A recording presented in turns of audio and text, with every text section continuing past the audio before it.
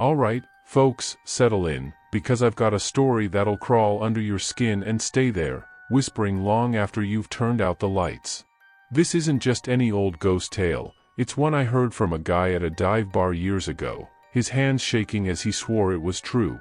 It's the kind of story that makes you wonder what's waiting in the shadows of our world, and whether some questions are better left unanswered. So, grab a cup of something warm, pull the blankets close, and let me take you back to 1983, to a place where science went too far and a man named Walter Grayson learned what happens when you strip away everything that makes you human. This one's for the grown-ups, so brace yourselves, it's gonna be a bumpy ride. It was November 1983, and the world was a strange place. Walkmans blared synthpop, the Cold War had folks checking under their beds for spies, and in a forgotten corner of Ohio, a squat, windowless building sat like a scar on the landscape. The locals called it the bunker, though its official name was Facility 47, a government-funded lab where the line between brilliance and madness got blurry. Inside those concrete walls, a team of scientists led by Dr. Leonard Voss was chasing something bigger than grants or glory. Voss was a neuroscientist with a fire in his eyes and a theory that'd make most folks cross the street to avoid him. He believed the five senses, sight, sound, touch, taste, smell, were prison bars, keeping humanity from the divine. Strip them away, he said, and you'd find God himself, waiting on the other side of the static. Voss wasn't your average egghead. He had a voice like gravel and a stare that could pin you to the wall, the kind of man who'd argue with a thunderstorm and win. His team, 6 PhDs, each with their own demons, followed him like disciples, half in awe, half terrified. They'd spent years mapping the brain, but Voss's new project was something else entirely, a human experiment to sever every sensory nerve, leaving the subject's mind bare to the universe. It was the kind of idea that sounded noble in a lecture hall but turned your stomach when you thought it through. Problem was, they needed a volunteer, someone desperate enough to let a bunch of lab coats carve away their reality. That's where Walter Grayson comes in. Walter was 68, a man who carried his years like a heavy coat. His hair was thin and gray, his eyes sunken from too many nights staring at nothing. He'd been a mechanic once, back when his hands were steady and his wife, Clara, was alive. Clara was his anchor, her laugh could light up a room, and her Sunday pot roast, burned or not, was the taste of home. But cancer took her in '73, and Walter's world went dark. No kids, no kin, just a rented room above a laundromat and a bottle of bourbon to dull the ache. When he saw an ad in the paper, volunteers needed for scientific study, generous compensation, he figured, why not? Ain't got much left to lose, he told the recruiter, his voice rough but steady. If he'd known what was coming, he'd have run the other way. Facility 47 was a maze of sterile halls and humming machines, the air thick with antiseptic and ambition. Walter arrived on a rainy Tuesday, his duffel bag slung over one shoulder, and signed a stack of forms without reading a word. The scientist sized him up, Dr. Patel, the quiet one with kind eyes, Dr. Hargrove, who chain-smoked and muttered about ethics, and Voss, who shook Walter's hand like he was greeting a lab rat. They led him to a room that looked more like an operating theater than a bedroom, all gleaming steel and blinking monitors. The plan was monstrous in its precision, a 16-hour surgery to disconnect every sensory nerve from Walter's brain.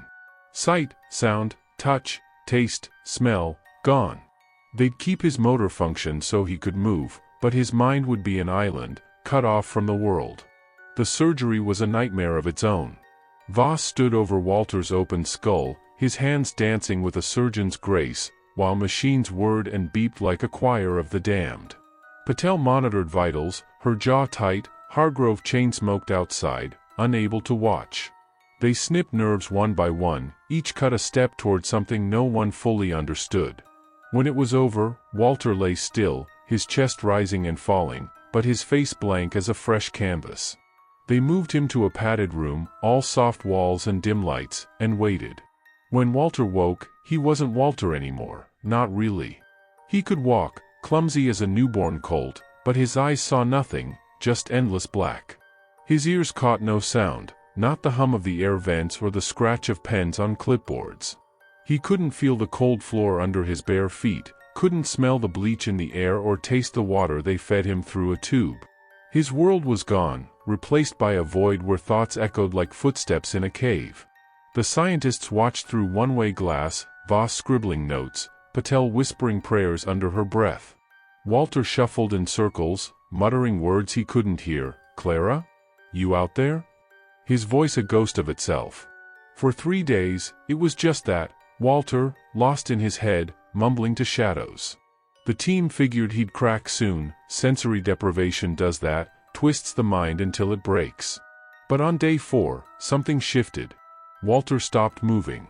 He sat on the floor, legs crossed, head tilted like a dog hearing a whistle. They gave him a notepad, and his hands, shaking but sure, scrawled, "Hiss. Voices. Can't understand." Voss frowned, tapping his pen. "Early psychosis," he said, but Patel wasn't so sure. She'd seen Walter's face, the way his blind eyes darted, like he was tracking something in the dark. By day 6, the notepad was full. Walter wrote in bursts, his letters jagged. "Clara's here. She's talking. Says she misses me." The team froze. Clara, dead a decade, was a name they'd only read in his file. Walter kept going, describing her voice, soft, like wind through a screen door, and memories no one could fake. Their first date at a county fair, the Ferris wheel breaking down, Clara laughing as they dangled in the sky. Voss grilled him, demanding details. Walter's answers were perfect, down to the song playing on the radio the night Clara died. The room grew heavy, the air thick with questions no one dared ask. Then it got stranger. Walter started naming others, dead parents, siblings, friends of the scientists themselves. He wrote about Patel's father, a stern man who died in '64, mentioning a fishing trip and a fight over a broken reel. He described Hargrove's sister, lost to leukemia, her habit of braiding daisies into her hair. Things Walter couldn't know, shouldn't know. The team's unease turned to dread. Hargrove quit smoking and started drinking. Patel stopped sleeping. Voss, though, was electrified. "He's breaking through," he said, his voice feverish. "We're on the edge of God." But Walter wasn't breaking through, he was breaking apart. By day 8, the voices weren't just Clara's. They were a swarm, buzzing like static, relentless. Walter stopped writing, too overwhelmed to grip a pen. He'd rock on his heels, muttering, "Too many. They won't stop." He'd slam his fists against the walls, not for pain, he couldn't feel it, but for proof he still existed. The scientists watched, horrified, as he begged for sleep, for silence, for anything to drown the chorus in his head. They gave him sedatives, enough to knock out a horse. It worked for 2 days, a fragile mercy. Then the nightmares came. Walter would wake screaming, his blind eyes wild, babbling about them, the dead, crowding his dreams like moths to a flame. Their faces were wrong, he said, gray and stretched, their voices sharp as broken glass. "They're not resting," he'd sob. "They're angry. They know things." He'd thrash against the hands that held him, desperate for sensation, for proof he wasn't one of them. One night, he clawed his face, nails digging into his useless eyes until blood painted his cheeks. They strapped him to a bed after that, leather cuffs biting skin he couldn't feel. His screams echoed down the halls, a sound that made even Voss flinch. By day 11, Walter was a husk. The voices had turned vicious, he said, hissing about hell, about endings, about a world burned clean. He'd shout for hours, voice cracking, "No heaven. No forgiveness. They're all gone." Patel cried in the break room. Hargrove vanished for a day, came back reeking of whiskey. Voss clung to his theory, but his eyes were haunted now, flickering with doubt. "He's close," he'd mutter, more to himself than anyone else. "God's there. I know it." On day 12, Walter changed again. He stopped fighting. Stopped screaming. He lay still, strapped to the bed, staring at the ceiling with eyes that saw nothing but wept endlessly. Tears carved tracks down his face, pooling on the pillow. The scientists had to force water into him every few hours, his body wasting away. They thought he was gone, his mind shattered beyond repair. But on day 13, he moved. Walter turned his head, slow as a glacier, and looked at Voss, or seemed to. His blind eyes locked onto the scientists, unseeing but alive with something awful, something that made the air in the room turn to ice. Everyone froze. Patel, Hargrove, the techs, even the machines seemed to hold their breath. In a whisper thin as a spider's thread, Walter said, "I spoke to God, and He's abandoned us." His voice wasn't his own anymore. It was too old, too heavy, like it came from somewhere deeper than his bones. Then his body sagged.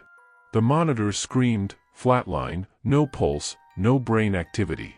Walter Grayson was gone, dead in an instant, no cause, no reason. The lab fell apart after that.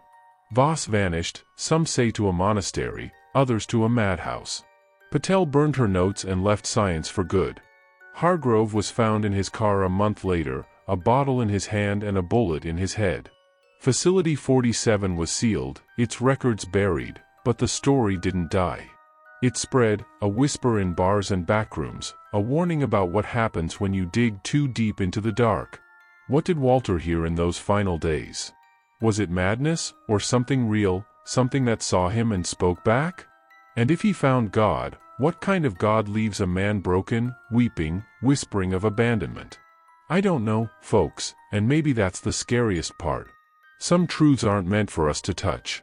So, there you have it, the tale of Walter Grayson and the experiment that tore open a door better left shut. I hope it gave you the shivers you were after, but not so many you're afraid to close your eyes. Thanks for listening, and here's to a good night's sleep. May your dreams be quieter than Walter's were. Sweet dreams, everyone.